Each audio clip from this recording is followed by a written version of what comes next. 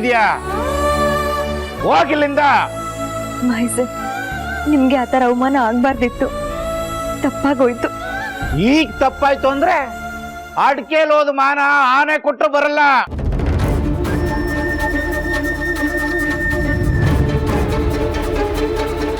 ನೀನು ಮಾಡಿರೋ ಗಾಯ ಇನ್ಯಾವತ್ತೂ ಮಾಯಲ್ಲ. ಮಹೇಶ್ ಸರ್, ನಾನು ನಿಮ್ಮ ಹತ್ರ ಕ್ಷಮೆ ಕೇಳೋಣ ಅಂತಾನೆ ಬಂದೆ. ದಯವಿಟ್ಟು ನನ್ನನ್ನು ಕ್ಷಮಿಸಿ. ಆ ಫೈಲ್ಸ್ ಎಲ್ಲ ಸೈನ್ ಮಾಡಿ ಟೇಬಲ್ ಮೇಲೆ ಇಟ್ಟಿದ್ನಲ್ಲಪ್ಪ, ನೀನು ನೋಡಿಲ್ವಾ ನೀನು? ಅಯ್ಯೋ, ಇನ್ನ ನೋಡಿಲ್ಲ. ನಾನೀಗ ಆಫೀಸ್ಗೆ ಹೋಗ್ತೀನಲ್ಲ, ನೋಡ್ತೀನಿ. ಆಮೇಲೆ ಧರ್ಮ, ಕಾನ್ಫರೆನ್ಸ್ ನಾಳೆನೇ ಇರೋದು ಚೆನ್ನೈಯಲ್ಲಿ. ನಾವು ಹೋಗ್ತಾ ಇದೀವಿ. ರಿಮೈಂಡರ್ ಮೇಲ್ ಕಳಿಸಿದ್ದಾರೆ. ಟಿಕೆಟ್ಸ್ ಎಲ್ಲ ಬುಕ್ ಆಗಿದೆ. ಬೆಳಗ್ಗೆ ಫ್ಲೈಟ್. ಈ ತಲೆನೋವುಗಳ ಮಧ್ಯೆ ನಾನು ಅದನ್ನ ಮರ್ತೇ ಬಿಟ್ಟೆ ಕಣೋ ಮೂರ್ತಿ. ಏನು, ನಾಳೆ ನೀವು ಚೆನ್ನೈಗೆ ಕಾನ್ಫರೆನ್ಸ್ಗೆ ಹೋಗ್ಬೇಕಾ?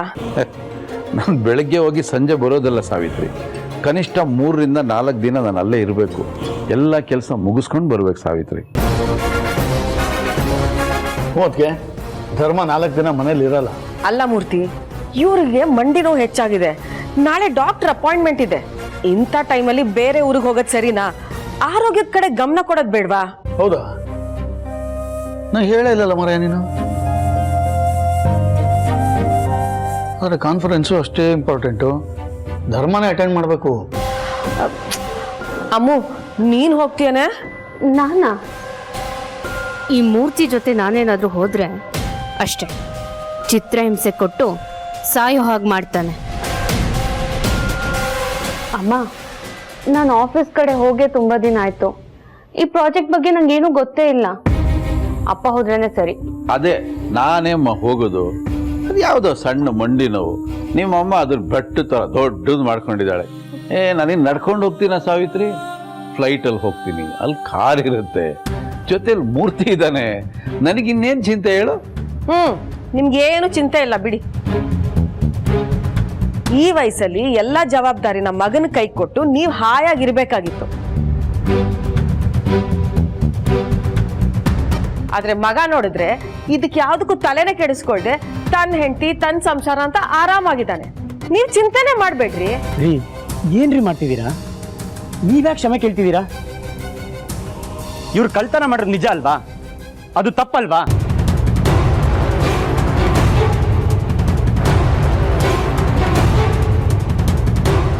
ಆ ಮಹೇಶ ಒಡವೆ ಕದ್ದ ಅನ್ಕೊಂಡಿದ್ಯಲ್ಲ? ಎಲ್ರೂ ಹಾಗೆ ಅನ್ಕೊಂಡಿದ್ದಾರೆ. ಆದ್ರೆ ಸತ್ಯ ಹೇಳ, ಆ ಬ್ಯಾಗಲ್ ಒಡವೆ ಹಾಕಿದ್ದು ನಾನೇ. ಮಹೇಶ್ ಸರು ಈ ವಿಷಯದಲ್ಲಿ ನಿರಪರಾಧಿ. ಎಲ್ಲ ಮಾಡಿದ್ದು ಆಮಲ ಅಂತ ನಿಮ್ಗೆ ಹೇಗೆ ಹೇಳಿ ರಾಜ್? ಹೇಳಿದ್ರೆ ಎಲ್ರ ಎದುರುಗಡೆ ನಿಮ್ಮ ಮಾನ ಮರ್ಯಾದೆ ಹೋಗುತ್ತೆ. ನನಗದು ಇಷ್ಟ ಇಲ್ಲ. ಓಹೋ, ಚೆನ್ನಾಗಿದೆ ಇದು. ನೀನ್ ನೋಡಿದ್ರೆ ಕ್ಷಮೆ ಕೇಳ್ತೀನಿ ಅಂತ ಹೇಳ್ತಾ ಇದೀಯಾ? ನಿನ್ ಗಂಡ ನೋಡಿದ್ರೆ ಕ್ಷಮೆ ಕೇಳ್ಬೇಡ ಅಂತ ಹೇಳ್ತಾ ಇದ್ದಾನೆ.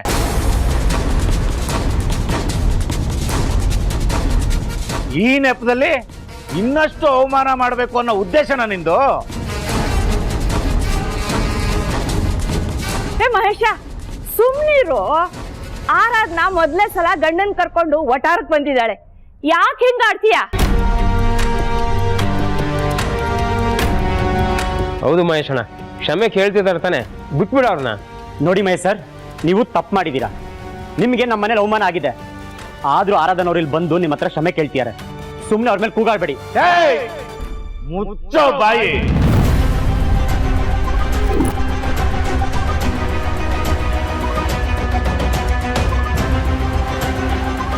ನೀನ್ ಯಾವ ಸೀಮೆ ತೊಂಡೆ ನಾಯ್ಕನೋ ನನಗ್ ಬುದ್ಧಿ ಹೇಳೋದಕ್ಕೆ?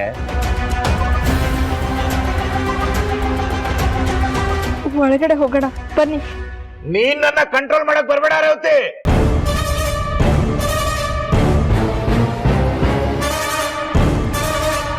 ನಾನ್ ಕದ್ದಿಲ್ಲ ಅಂತ ಅಷ್ಟೇ ಹೇಳ್ತಾ ಇದ್ದೀನಿ. ತಾಳಿ ಕಟ್ಟಿಸ್ಕೊಂಡಿರೋ ಹೆಂಡ್ತಿ ನೀನು. ನಿನಗೂ ನನ್ನ ಮೇಲೆ ನಂಬಿಕೆ ಇಲ್ಲಲ್ಲ? ನನಗೆ ಯಾಕೋ ಅನುಮಾನ ರೇವತಿ.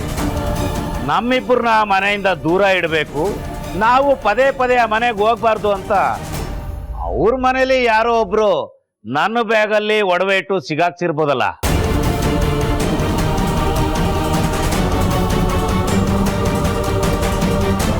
ಇವ್ರ ಅವ್ರ ಅಕ್ಕನೇ ದೊಡ್ಡದಾಗಿ ನಾನು ಬ್ಯಾಗ್ ತಗೊಂಡೋಗಿ ತಿಂಡಿ ಗಿಂಡಿ ಎಲ್ಲ ತುಂಬಿಸ್ಕೊಟ್ಲು. ಯಾವನಿಗೆ ಗೊತ್ತು ಅವಳೇ ಈ ಕೆಲಸ ಮಾಡಿರ್ಬೋದೇನೋ. ಇನ್ನೊಂದು ಮಾತು ನಮ್ಮ ಅಕ್ಕ ಅಥವಾ ನಮ್ಮ ಮನೆಯವ್ರ ಬಗ್ಗೆ ಮಾತಾಡಿದ್ರೆ ನಾನೇನ್ ಮಾಡ್ತೀನಿ ನನಗೆ ಗೊತ್ತಿರಲ್ಲ.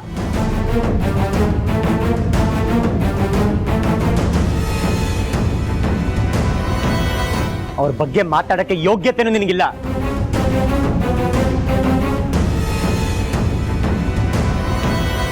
ಆರಾಧ್ನವ್ರೆ, ಇಷ್ಟೆಲ್ಲ ಆದ್ಮೇಲೆ ನೀವ್ ಯಾಕೆ ನಿಂತಿದ್ದೀರಾ? ಬನ್ನಿ ಹೋಗೋಣ.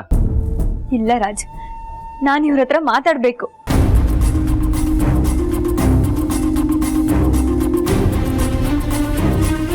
ಏನ್ರಿ ನೀವು ಯಾವಾಗ್ಲೂ ನ್ಯಾಯದ ಪರ ನಿಲ್ತಿದ್ರಿ? ಯಾರೇ ತಪ್ಪು ಮಾಡಿದ್ರು ಮುಲಾಜಿಲ್ದೆ ಅವ್ರಿಗೆ ಶಿಕ್ಷೆ ಆಗ್ಬೇಕು ಅಂತ ಅನ್ಕೋತಿದ್ರಿ.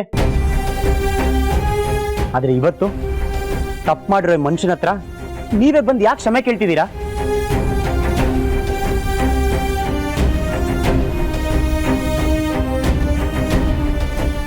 ನಮ್ಮ ಮನೆಯವ್ರ ಬಗ್ಗೆ ಎಷ್ಟು ಚೀಪಾಗಿ ಮಾತಾಡ್ತಿದ್ದಾರೆ. ನಮ್ಮ ಅಕ್ಕ ಹೇಗೆ ಅಂತ ನಿಮಗೆ ಗೊತ್ತಿಲ್ವಾ?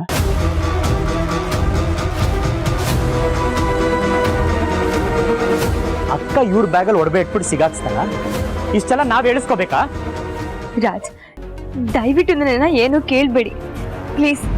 ಅಲ್ಲ ಧರ್ಮ, ತಾಳಿ ಶಾಸ್ತ್ರ ಮಾಡಿಸಿದ್ರೆ ಎಲ್ಲ ಸರಿ ಹೋಗುತ್ತೆ ಅಂತ ಅನ್ಕೊಂಡ್ವಿ. ಮಾಡಿಸಿದ್ದು ಆಯಿತು. ಆದರೂ ನೀನು ಹೀಗೆ ಬೇಜಾರಲ್ಲಿ ಅಂದರೆ ಮನೆ ಪರಿಸ್ಥಿತಿ ಸರಿ ಹೋಗಿಲ್ಲ ಅಂತ ಆಯಿತು. ಧರ್ಮ ನನಗೆ ಗೊತ್ತಿದೆ, ಅತ್ತಿಗೆ ಮನಸ್ಸು ಬದಲಾಗೋಕ್ಕೆ ಇನ್ನೂ ತುಂಬ ಟೈಮ್ ಇಡ್ಸುತ್ತೆ. ಆ ವಿಷಯ ನಿನಗೂ ಗೊತ್ತಿದೆ. ಮತ್ತು ಏನು ಯೋಚನೆ ಮಾಡ್ತಿದ್ಯಾ? ನಾನು ಆರಾಧನಾ ಬಗ್ಗೆ ಯೋಚನೆ ಮಾಡ್ತಾ ಇದ್ದೀನಿ ಮೂರ್ತಿ. ಅವಳು ನೋಡಿದ್ರೆ ನನಗೆ ಅಯ್ಯೋ ಅನ್ನಿಸ್ತಾ ಇದೆ ಕಣೋ. ಅವಳು ಈ ಮನೆಗೆ ಬಂದಾಗಿಂದಲೂ ಅವಳ ಮುಖದಲ್ಲಿ ನಾನು ನಗು ನೋಡಲಿಲ್ಲ, ನೆಮ್ಮದಿಯಾಗಿ ಕೂತ್ಕೊಂಡು ಊಟ ಮಾಡಿದ್ದು ನೋಡಲಿಲ್ಲ. ಈ ಸಾವಿತ್ರಿ ಅವಳ ಹತ್ರ ಒಂದು ಒಳ್ಳೆ ಮಾತಾಡಿಲ್ಲ. ಅವಳು ಬಿಡು, ಈ ಮನೆ ಸದಸ್ಯರು ಯಾರು ಅವಳ ಜೊತೆ ಹೊಂದ್ಕೊಳ್ತಾನೆ ಇಲ್ಲ ಕಣೋ. ಅವಳ ಸ್ಥಿತಿ ನೋಡಿದಾಗ ನನಗೆ ಕಷ್ಟ ಆಗ್ತಾ ಇದೆ. ಅವಳು ಎಷ್ಟು ಆತಂಕದಲ್ಲಿದ್ದಾಳೆ ಗೊತ್ತಾ? ನಾನು ಈ ಮನೆಗೆ ಯಾಕೆ ಬಂದೋ, ನನ್ನ ಬಗ್ಗೆ ಇವರೆಲ್ಲ ಏನು ತಿಳ್ಕೊಂಡಿದ್ದಾರೋ ಅಂತ ಒದ್ದಾಡ್ತಿದ್ದಾಳೆ ಅವಳು. ಮೂರ್ತಿ, ಮದುವೆಯಾದ ಹೆಣ್ಮಕ್ಳಿಗೆ ಒಂದು ಸಂಭ್ರಮ ಇರುತ್ತೆ ಕಣೋ. ಗಂಡನ ಮನೆ, ಹೊಸ ಸಂಬಂಧಗಳು, ಅದ್ರ ಬಗ್ಗೆ ಎಲ್ಲ ಎಷ್ಟು ಆಸೆಗಳು, ಕನಸುಗಳು ಎಲ್ಲ ಇರುತ್ತೆ. ನಾವೆಲ್ಲ ಅದನ್ನ ಭಗ್ನ ಮಾಡ್ತಾ ಇದೀವಲ್ಲ. ಇದನ್ನೆಲ್ಲ ಹೇಗೆ ಸರಿ ಮಾಡ್ತೀನಿ ಅಂತ ನನಗೆ ತುಂಬ ಅರ್ಥನೇ ಆಗ್ತಿಲ್ಲ ಕಣೋ. ಅಷ್ಟೇನಾ? ಅಷ್ಟೇ ತಾನೇ? ಇದಕ್ಕೆ ನನ್ನ ಹತ್ರ ಒಂದು ಪರಿಹಾರ ಇದೆ. ಪರಿಹಾರನ? ಏನಪ್ಪ ಅದು? ಆರಾಧ್ನನ್ನು ಸುಶಾಂತ್ನು ಹನಿಮೂನ್ ಕಳಿಸು. ಇಬ್ರು ಒಂದು ವಾರ ಎಲ್ಲಾದ್ರೂ ಸುತ್ತಾಡ್ಕೊಂಡು ಬಂದ್ರೆ ಚೆನ್ನಾಗಿರುತ್ತೆ. ಇಬ್ರಿಗೂ ಒಂದು ಚೇಂಜ್ ಇರುತ್ತೆ. ಗಂಡ ಹೆಂಡತಿಯಾಗಿ ಅವರಿಬ್ಬರು ರಿಲೇಶನ್ಶಿಪ್ ಇನ್ನಷ್ಟು ಸ್ಟ್ರಾಂಗ್ ಆಗುತ್ತಲ್ವಾ? ಹೇ ಮೂರ್ತಿ, ಎಷ್ಟು ಸುಲಭವಾಗಿ ನನಗೆ ಐಡಿಯಾ ಕೊಟ್ಬಿಟ್ಟೆ ಕಣೋ. ಈ ಮನೆ ಜಂಜಾಟದಲ್ಲಿ ನನಗಿದು ಹೊಳಿಲೇ ಇಲ್ಲ ಕಣೋ. ಮೊದಲು ಕೆಲಸ ಮಾಡು. ನೀನು ಇಂಥವನ್ನೆಲ್ಲ ನನ್ನ ಹತ್ರ ಹೇಳ್ಕೋಬೇಕು. ಚಡ್ಡಿ ದೋಸ್ತ್ ಅಂತ ನಾನು ಇರೋದು ಏನಕ್ಕೆ ಅಲ್ವಾ? ಸಂಕಟ ಬಂದಾಗ ವೆಂಕಟರಮಣ ಅಂತಾರೆ. ಈ ಧರ್ಮಂಗೆ ಸಂಕಟ ಬಂದಾಗ ನೀನೇ ಅಲ್ವೇನೋ ವೆಂಕಟರಮಣ. ಮೂರ್ತಿ, ಒಳ್ಳೆ ಐಡಿಯಾ ಕೊಟ್ಟೆ ಕಣ. ನನ್ನ ಮನಸ್ಸಿಗೆ ಹಗುರ ಆಗೋಯ್ತು. ತಡ ಯಾತಕ್ಕೆ? ತಕ್ಷಣ ವ್ಯವಸ್ಥೆ ಮಾಡು. ಫ್ಲೈಟ್ ಟಿಕೆಟು, ಅಲ್ಲಿ ರೂಮು, ಹೋಗೋ ಬರೋ ವ್ಯವಸ್ಥೆಗಳು, ಅವ್ರಿಗೆ ಖರ್ಚು ಕಾಸು ಎಲ್ಲ ನೀನು ನೋಡ್ಕೊಳಪ್ಪ. ಆ ವ್ಯವಸ್ಥೆ ಎಲ್ಲ ನಾನು ಮಾಡ್ತೀನಿ. ಹೆಂಗೋ ನಿನ್ನ ಮುಖದಲ್ಲಿ ಒಂದು ನಗು ಬಂತಲ್ಲ, ನನಗೆ ಅಷ್ಟು ಸಾಕು. ಥ್ಯಾಂಕ್ ಯು ಕಣ, ಥ್ಯಾಂಕ್ ಯು ಕಣ, ಥ್ಯಾಂಕ್ ಯು ಅಪ್ಪ. ಒಟ್ಟಿನಲ್ಲಿ ಆರಾಧನಾ ಮುಖದಲ್ಲಿ ನಗು ನೋಡ್ಬೇಕಷ್ಟೇ ಕಣ, ಅದು ಬಹಳ ಮುಖ್ಯ. ಥ್ಯಾಂಕ್ ಯು ಮೂರ್ತಿ. ಓಹೋ, ಹೊಸ ಜೋಡಿಗಳನ್ನ ಹನಿಮೂನ್ ಕಳಿಸೋ ಪ್ಲಾನಾ? ಯಾವುದೇ ಕಾರಣಕ್ಕೂ ಅವರಿಬ್ಬರನ್ನ ಒಂದಾಗಕ್ಕೆ ಈ ಅಮಲ ಬಿಡಲ್ಲ. ಅದ್ ಹೇಗೆ ಹನಿಮೂನಕ್ಕೆ ಕಳಿಸ್ತಿರೋ ನೋಡ್ತೀನಿ. ಮಹೇಶ್ ಸರ್, ನಮ್ಮ ಮನೇಲಿ ಏನೇನು ನಡೀತೋ ಅದೆಲ್ಲ ಆಗ್ಬಾರ್ದಿತ್ತು. ತಪ್ಪಾಯ್ತು, ದಯವಿಟ್ಟು ಕ್ಷಮಿಸ್ಬಿಡಿ. ಪಾಪ ಅವಳು ಅಷ್ಟೊಂದು ಕೇಳ್ಕೊತಿದ್ದಾಳೆ. ಆಗಿದ್ದೆಲ್ಲ ಮರ್ತು ಮಗಳು ಅಳಿಯನ್ನ ಒಳಗ್ ಕರೀರಿ. ಏನ್ ಅನ್ಕೊಂಡಿದ್ದೆ ನನ್ನ? ಏನ್ ಜೋಕರ್ ತರ ಕಾಣ್ತಾ ಇದೀನಿ ನಾನು?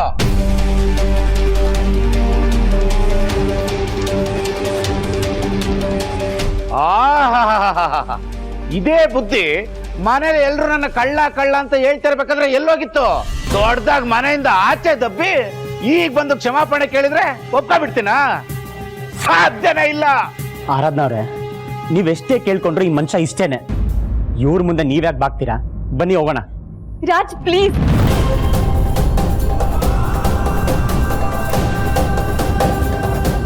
ಮಹೇಶ್, ನಿಮ್ಗೆ ಅವಮಾನ ಮಾಡಬಾರ್ದಾಗಿತ್ತು. ನಿಮ್ಗೆ ಕಳ್ತನದ ಆರೋಪ ಹೊರಿಸೋಕ್ಕೂ ಮುಂಚೆ ನಾನು ಯೋಚನೆ ಮಾಡಬೇಕಿತ್ತು.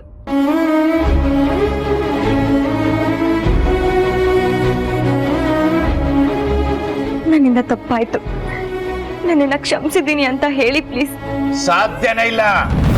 ಈ ಮಹೇಶ ಬೇಕಾದ್ರೆ ಸತ್ತೋಗ್ತಾನೆ. ನೀನ್ ಆಡ್ತಾ ಇರೋ ಈ ನಾಟಕಕ್ಕೆ ನಾನ್ ಸೋಲಲ್ಲ. ಹೋಗ್ತಾ ಇರಲಿಂದ. ರೇವತಿ, ನಿನ್ನ ಮಗಳಿಗೆ ಈ ವಟಾರದಿಂದ ತೊಲಗ ಕೇಳು. ಹೇಳಿ. ಮಹೇಶ್ ಸರ್, ನೀವ್ ನನಗ್ ಕ್ಷಮಿಸದೇ ಇದ್ರು ಪರವಾಗಿಲ್ಲ. ದಯವಿಟ್ಟು ನನ್ ಮೇಲಿನ ಕೋಪನ ಅಮ್ಮನ ಮೇಲೆ ತೋರಿಸ್ಬೇಡಿ. ಯಾಕೆ ಈ ತರ ಮಾತಾಡ್ತಿದಾರೆ? ಮಹೇಶ್ ಸರ್, ನೀನೊಂದು ಮಾತು ಜಾಸ್ತಿ ಆಡಿದ್ರು ನನಗಿಂತ ಕೆಟ್ಟವನ್ ಯಾರು ಇರಲ್ಲ. ಹೋಗ್ತಾ ಇರು ಆಚೆ. ನೀವೇನಾದ್ರೂ ಮಾಡಿ ನೀವೆನ್ನ ಕ್ಷಮಿಸಿದ್ದೀನಿ ಅಂತ ಹೇಳೋವರೆಗೂ ನಾನು ಇಲ್ಲಿಂದ ಹೋಗಲ್ಲ.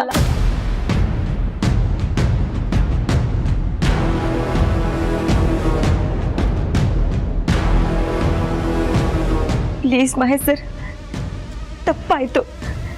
ಮನ್ಸಾರೆ ಕ್ಷಮೆ ಕೇಳ್ತಾ ಇದ್ದೀನಿ, ದಯವಿಟ್ಟು ಕ್ಷಮಿಸಿ. ಬಾಯಿ ಮಾತಲ್ಲಿ ಹೇಳಿದ್ರೆ ಹೋಗಲ್ಲ ನೀನು. ಮಾಡ್ತೀನಿರು.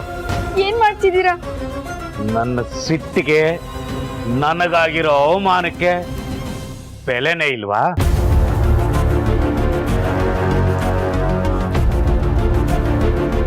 ನೀನು ಕ್ಷಮೆ ಕೇಳಿದ ತಕ್ಷಣ ನಾನು ಕ್ಷಮಿಸ್ಬಿಡ್ತೀನಾ? ಸಾಧ್ಯನೇ ಇಲ್ಲ.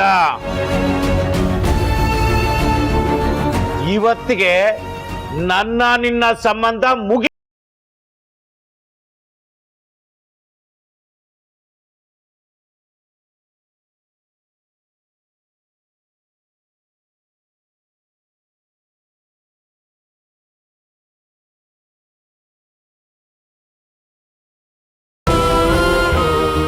ಈ ಕ್ಷಣನೇ ನೀನು ನನ್ನ ಪಾಲಿಗೆ ಸತ್ತೆ. ಎಂತ ಕೆಲಸ ಮಾಡಿದ್ಯೋ?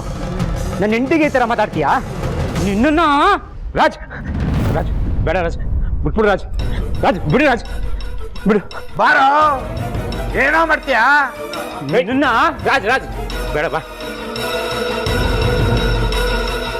ಎಂತ ಕೆಲಸ ಮಾಡ್ಬಿಟ್ರಿ? ಮನೆ ಮಗಳಿಗೆ ಈ ತರ ಮಾಡ್ಬಿಟ್ರಲ್ಲ.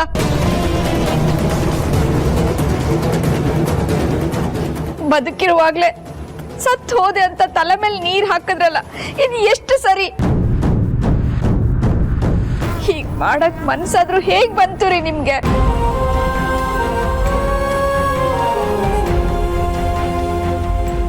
ಮಹೇಶ, ಇಷ್ಟು ಕಠೋರವಾಗಿ ನಡ್ಕೋಬಾರ್ದು. ಅವಳು ನಿನ್ ಮಗಳಲ್ದ ಇದ್ರು ವಟಾರದಲ್ಲಿ ಬೆಳೆದಿರೋ ಹುಡುಗಿ ಅನ್ಕೋ. ನಾಚಿಕೆ ಆಗ್ಬೇಕು ನಿಮ್ಗೆಲ್ಲ. ಆರಾಧನವರು ನಿಮ್ ಮನೆಗೋಸ್ಕರ ಏನೆಲ್ಲ ಮಾಡಿಲ್ಲ.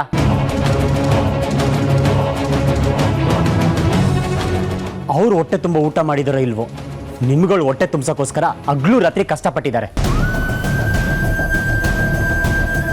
ಆದ್ರೆ ನೀವುಗಳು ಅವ್ರು ದುಡಿಯೋ ದುಡ್ಡನ್ನ ಕಿತ್ಕೊಂಡ್ರಿ, ಅವ್ರಿಗೊಂಚೂರು ಬೆಲೆನೂ ಕೊಡ್ಲಿಲ್ಲ, ಗೌರವನೂ ಕೊಡ್ಲಿಲ್ಲ. ಶ್ರೀಮಂತರ ಮನೆ ಸೊಸೆ ಆದ ತಕ್ಷಣ ಯಾವತ್ತೂ ಇಲ್ದಿರೋ ಪ್ರೀತಿ ಈಗ ಕರಿತಿದ್ಯಾ?